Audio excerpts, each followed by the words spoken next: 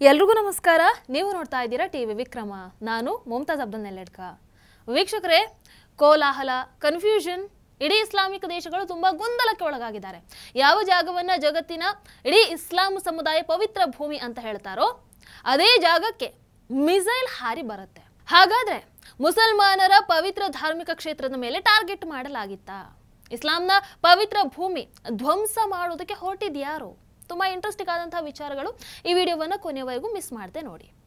ವೀಕ್ಷಕರೇ, Israel ಕತಾರನ್ನ target ಮಾಡಿ ದೋಹಾದಲ್ಲಿ Hamas leaders ಅನ್ನು ಹೊಡೆದಾಕಿರೋದು ನಿಮಗೆಲ್ಲರಿಗೂ ಕೂಡ ಗೊತ್ತೇ ಇದೆ. ಅಂಥದ್ರಲ್ಲಿ ಕತಾರ್ ಮತ್ತೆ ಪ್ಯಾಲೆಸ್ತೀನ ಸಮರ್ಥನೆಗೆ ನಿಂತಹ ಹೌತಿ ಬಂಡುಕೋರರು ಪ್ರತಿ ದಾಳಿಗಾಗಿ ಇಸ್ರೇಲ್ನ ಮೇಲೆ ಮಿಸೈಲ್ ಅನ್ನ ಹಾರಿಸ್ತಾರೆ. ಆದ್ರೆ ಹೌತಿ ಬಂಡುಕೋರರು ಹಾಕಿದಂತಹ ಮಿಸೈಲ್ ಸೌದಿ ಅರೇಬಿಯಾದ ಮೇಲೆ ಅಂದ್ರೆ ಮುಸ್ಲಿಮರ ಧಾರ್ಮಿಕ ಕ್ಷೇತ್ರದ ಮೇಲೆ ತಲುಪುತ್ತೆ. ವೀಕ್ಷಕರೇ, ಕತಾರ್ನ ಕಡೆಗೆ ಬಂದು ಹೌತಿ ಬಂಡುಕೋರರು ಏನ್ ಮಾಡ್ತಾರೆ, ಇಸ್ರೇಲ್ ಕಡೆಗೆ ಟಾರ್ಗೆಟ್ ಮಾಡ್ತಾರೆ. ಆದ್ರೆ ಅದ್ರ ಮಧ್ಯದಲ್ಲೇ ಅಂದ್ರೆ ಈ ಮಿಸೈಲ್ಗಳು ಏನಾಗುತ್ತವೆ, ಮುಸ್ಲಿಮರ ಪವಿತ್ರ ಧಾರ್ಮಿಕ ಕ್ಷೇತ್ರದ ಕಡೆಗೆ ಹೋಗುತ್ತೆ. ಅದೃಷ್ಟವಶಾತ್ ಆ ಮಿಸೈಲ್ಗಳನ್ನ ಹೊಡೆದು ಹಾಕ್ತಾರೆ, ಇಲ್ಲಾಂದ್ರೆ ಬೇರೆ ಅನಾಹುತ ಆಗ್ತಾ ಇತ್ತು ಏನೋ ಗೊತ್ತಿಲ್ಲ. ಈಗ ಪ್ರಶ್ನೆ ಏನು ಅಂತ ಹೇಳಿದ್ರೆ, ಅವರ ಟಾರ್ಗೆಟ್ ಅದೇ ಸೌದಿ ಅರೇಬಿಯಾದ ಧಾರ್ಮಿಕ ಕ್ಷೇತ್ರ ಆಗಿತ್ತಾ, ಮುಸ್ಲಿಮರ ಪುಣ್ಯ ಕ್ಷೇತ್ರ ಆಗಿತ್ತಾ, ಅಥವಾ ಇಸ್ರೇಲೇ ಆಗಿತ್ತಾ? ಪರ್ಟಿಕ್ಯುಲರ್ ಆಗಿ ನೋಡಿ, ಇಡೀ ಜಗತ್ತಿನಲ್ಲಿ ಒಟ್ಟು 57 ಇಸ್ಲಾಮಿಕ್ ದೇಶಗಳಿದ್ದಾವೆ. ಇದರಲ್ಲಿ ಇಸ್ರೇಲ್ ಮೇಲೆ ಸಿಟ್ಟಿಗೆದ್ದಿರೋದು ಯಾರು? ಅವರನ್ನ ವಿರೋಧಿಸ್ತಾ ಇರೋದು ಯಾರು? ಇಲ್ಲಿ ಹೌತಿ ಬಂಡುಕೋರರು ಮುಸ್ಲಿಂ ದೇಶನ ಅಥವಾ ಹಿಜ್ಬುಲ್ಲಾ ಮುಸ್ಲಿಂ ದೇಶನ? ಕತಾರ್ ಮೇಲೆ ಇಸ್ರೇಲ್ ದಾಳಿ ಮಾಡಿದಾಗ ಯಾವ ಮುಸ್ಲಿಂ ದೇಶ ಅದನ್ನ ವಿರೋಧ ಮಾಡ್ತು? ಯಾರು ಮಾಡಿಲ್ಲ. ಮಾಡಿದ್ದು ಈ ಹಿಜ್ಬುಲ್ಲಾ, ಈ ಹೌತಿ. ಇವು ದೇಶಗಳಲ್ಲ, ಉಗ್ರ ಸಂಘಟನೆಗಳಿವು. ಇವೆಲ್ಲವೂ ಕೂಡ ಇರಾನ್ನ ಪ್ರಾಡಕ್ಟ್ಗಳು. 3H, ದಟ್ ಈಸ್ ಒಂದು ಹಮಾಸ್, ಒಂದು ಹಿಜ್ಬುಲ್ಲಾ, ಇನ್ನೊಂದು ಹೌತಿ. ಇವುಗಳನ್ನ ಇರಾನೇ ಇತರ ದೇಶಗಳಲ್ಲಿ ಸ್ಥಾಪನೆ ಮಾಡಿರುವಂಥದ್ದು. ಇರಾನ್ ಉದ್ದೇಶ ಸುನ್ನಿಗಳ ಅಧಿಕಾರ ಅಥವಾ ಆಡಳಿತವನ್ನ ಬೀಳಿಸಿ ಶಿಯಾಗಳ ಆಡಳಿತವನ್ನು ಸ್ಥಾಪಿಸುವಂಥದ್ದು. ಇರಾನ್ ಒಂದು ಶಿಯಾ ಮುಸ್ಲಿಂ ದೇಶ.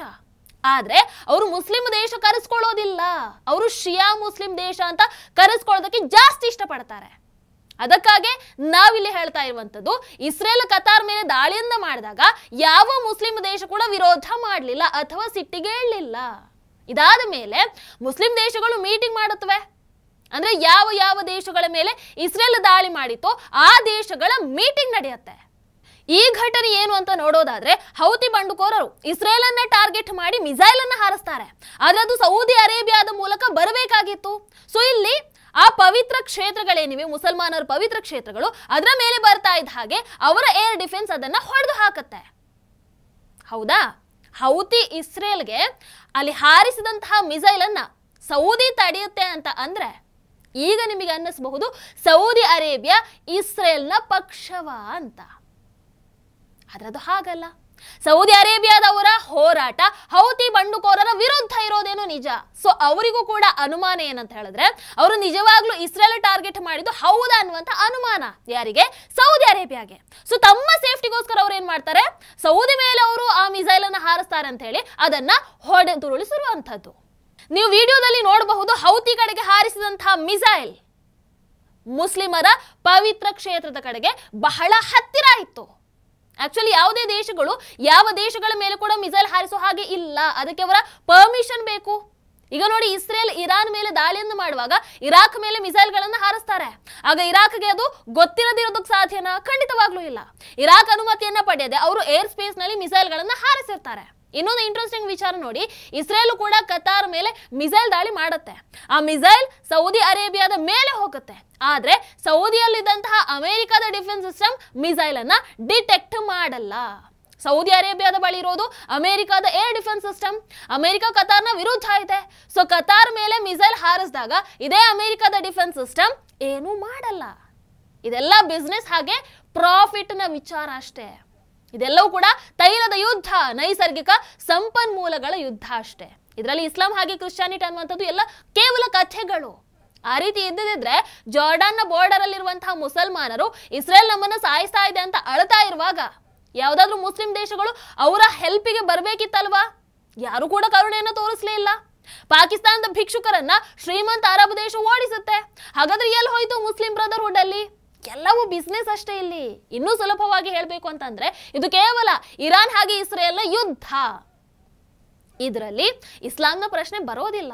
ಅದಕ್ಕೋಸ್ಕರ ಮುಸ್ಲಿಮರ ಪವಿತ್ರ ಕ್ಷೇತ್ರದ ಮೇಲೆ ಮಿಸೈಲ್ ಬಂದಿದ್ದು. ಅದಕ್ಕೋಸ್ಕರನೇ ಜಿಹಾದಿಗಳು ಈಗ ಸಾಯ್ತಾ ಇರುವಂತದ್ದಷ್ಟೇ.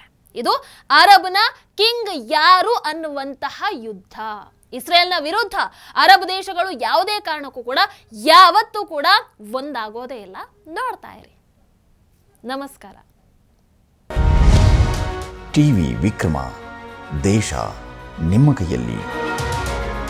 ಈ ಕಾರ್ಯಕ್ರಮ ನಿಮಗೆ ಇಷ್ಟ ಆಗಿದ್ದಲ್ಲಿ ಲೈಕ್, ಶೇರ್ ಹಾಗೂ ಕಮೆಂಟ್ ಮಾಡಿ. ಟಿವಿ ವಿಕ್ರಮದ ಕಾರ್ಯಕ್ರಮಗಳನ್ನು ನಿರಂತರವಾಗಿ ವೀಕ್ಷಿಸಲು ಸಬ್ಸ್ಕ್ರೈಬ್ ಮಾಡಿ, ಬೆಲ್ ಐಕನ್ ಒತ್ತಿ.